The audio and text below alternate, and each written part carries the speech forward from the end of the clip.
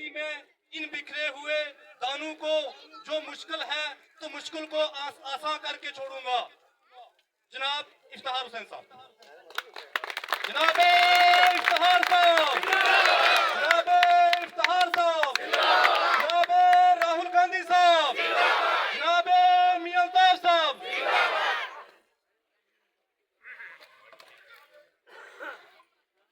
सबसे पहले मैं आपसे माजरत ख्वाह हूँ कि मेरी वजह से आपको अभी तक भूखा बैठना पड़ा, लेकिन आप समझते हैं मुझे निकलना था।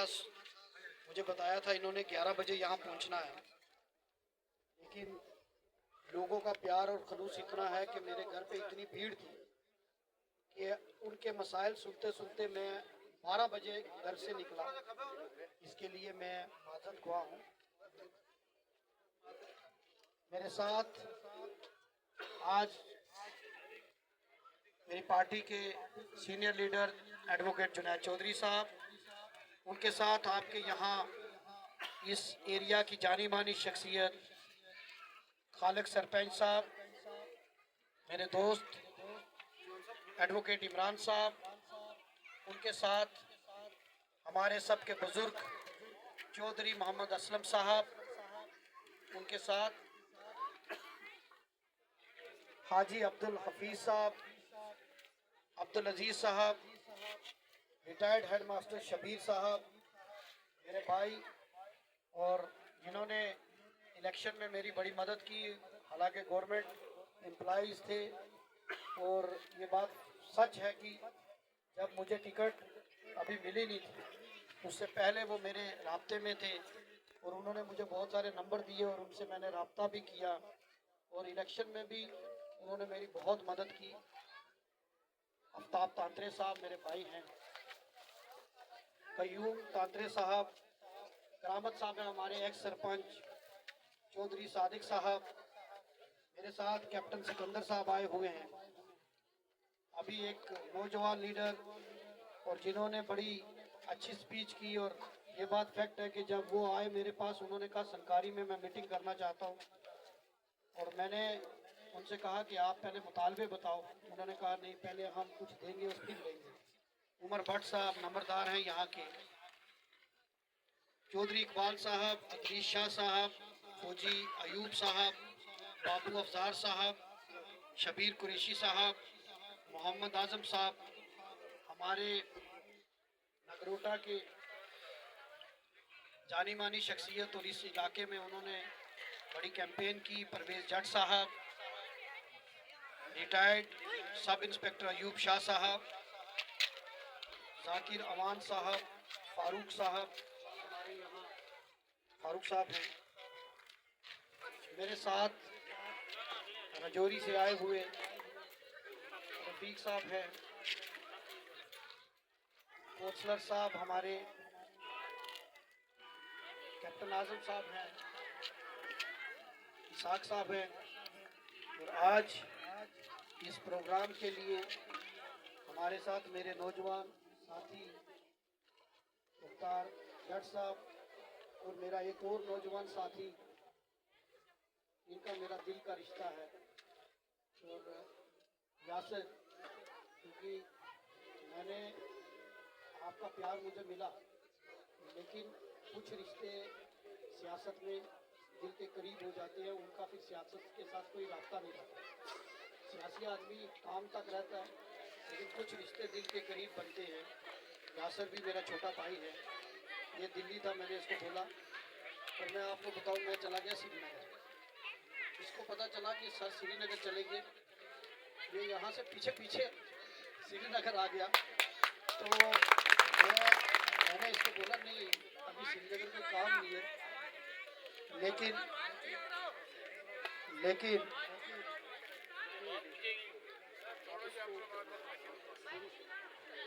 ये खराब है। आज आवाज आ रही है?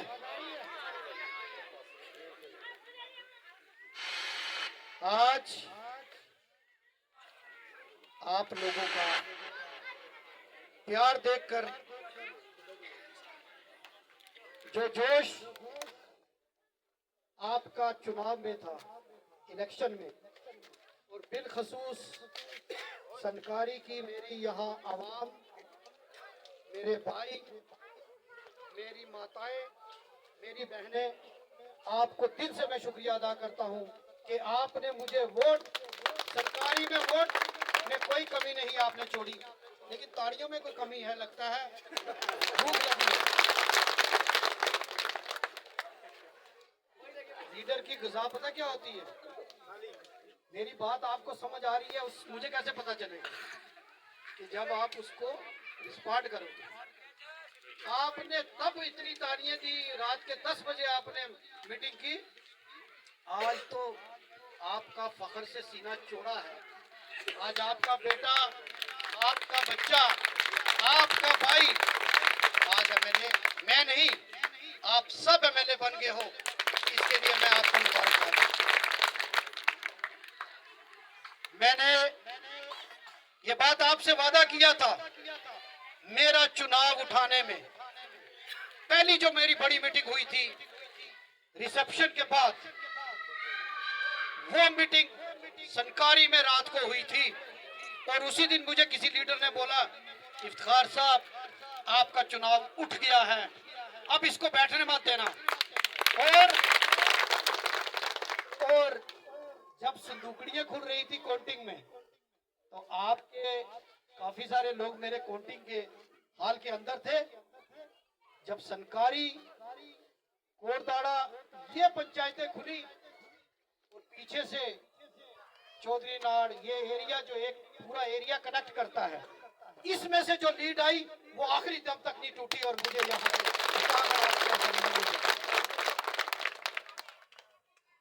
और मैंने अपने वादे के मुताबिक, मैंने आपसे एक वादा किया था कि जीतने के बाद पहला जो टूर होगा आपका शुक्रिया अदा करने का। शुक्रिया तो मैं अदा कर ही नहीं सकता, शुक्रिया अदा करने से दिल से इंसान दूर हो जाता है, लेकिन ये बात जरूर कहूंगा कि मैं आपका कर्जदार हूं, और जो कर्ज, जो एहसान आपने मुझ पर किया उसको उतारने की कोशिश करूंगा। ये मैं आपसे, जब मैं कोर्ट खत्म हुई तो मुख्तार ने एक पर्ची मुझे पकड़ाई। मैंने सोचा आज अभी एमएलए की ओथ तो हुई नहीं, अभी अनाउंस भी नहीं हुआ, तो ये कौन सा काम मुझे बता रहा है। इसने मुझे उस पर वोट लिख कर बताया, और मैं बड़े फख्र से कह सकता हूँ कि आपने वोट देने में कोई कंजूसी नहीं की, और हर जात, हर बिरादरी के इंसान ने बढ़ चढ़ कर मुझे वोट दिया। इसके लिए मैं तहे दिल से शुक्रिया। आज एक बात मैं और भी खुश हूँ, ज्यादातर हमारे यहाँ रिवाज है कि जब कोई जलसा होता है, कोई रैली होती है, तो उसमें मर्द हजरात ज्यादा होते हैं, लेकिन आज मेरी माएँ और मेरी बहनें यहाँ बैठी हैं। आपको दिल से शुक्रिया।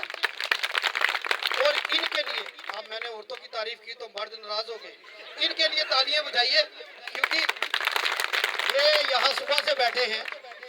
और मैं समझता हूँ क्योंकि घर बाहर छोड़कर खाना भी बनाना है, और पिछले 4-5 घंटे से आप यहाँ हैं, मैं दिल से शुक्रगुजार हूँ। आपने बड़ी सारी मुद्दे रखे। आपको मैं एक बात बता दूं, मैं बहुत पहले यहाँ आना चाहता था, लेकिन जब आपके वोट की ताकत से आपने मुझे एमएलए बनाया, और आपको इस बात की मुबारकबाद है कि खाली आपने एमएलए नहीं बनाया, बल्कि आपकी वोट की ताकत से आज जम्मू कश्मीर के अंदर इंडिया अलायंस की सरकार है, हमारी अपनी सरकार है, कांग्रेस और नेशनल कॉन्फ्रेंस की सरकार है। और जब मैं यहाँ से श्रीनगर गया, क्योंकि आपके बीच में आना है तो खाली हाथ तो नहीं आऊंगा, क्योंकि आपने खाली हाथ मुझे नहीं भेजा। जब आपने खाली हाथ नहीं मुझे भेजा तो मैं कैसे खाली हाथ आ सकता। मुझे लोग कहे धन्यवाद निकालो यात्रा, आप लोगों का शुक्रिया अदा करो। मैंने कहा जब उन्होंने कंजूसी नहीं की तो मैं आज खाली हाथ किसी के पास कैसे जाऊं। और मैं कुछ लेकर जाऊंगा। और फिर मैं श्रीनगर गया, चीफ मिनिस्टर साहब से मेरी मुलाकात हुई। हमारे सबके पीर मुर्शद, हम सबकी शान और बड़ी शख्सियत, हमारे सबके रहनुमा मियां अल्ताफ साहब, उनसे मेरी मुलाकात हुई। उनकी दुआ से हमने ये सीट यहाँ से जीती है। उसके बाद डिप्टी चीफ मिनिस्टर साहब से मुलाकात हुई और जितने भी ऑफिसर्स थे मेरी उनसे मुलाकात हुई। अब क्योंकि आप लोगों के काम करने हैं, थोड़ा सा होमवर्क तो जरूरी था, ऑफिसर्स के साथ बैठना जरूरी था। बड़े सारे ऑफिसर्स मैंने बात की, कौन कौन सी स्कीम चल रही है, मैं आप लोगों को क्या क्या दे सकता हूँ, क्योंकि ये मेरा फर्ज है। और मैं आपको एक बात कहूँगा, जिस प्यार और खलूस के साथ, जिस उम्मीद के साथ आपने इस नौजवान, एक आम परिवार के बच्चे को, एक गरीब परिवार के बच्चे को आपने वोट की ताकत से एमएलए बनाया। आज भी जो लोग मेरे घर आते हैं, तो जिस तरीके से इलेक्शन में सिस्टम था कि कोई रोक टोक नहीं थी, उसी तरीके से आज एमएलए बनने के बाद भी मेरे घर में कोई रोक टोक नहीं। और ये सिस्टम इंशाअल्लाह 5 साल जब तक मैं एमएलए हूँ, और उसके बाद आपके हाथ में सब कुछ है। अगर आपका प्यार रहा तो आगे भी कारवां चलता रहेगा इंशाअल्लाह।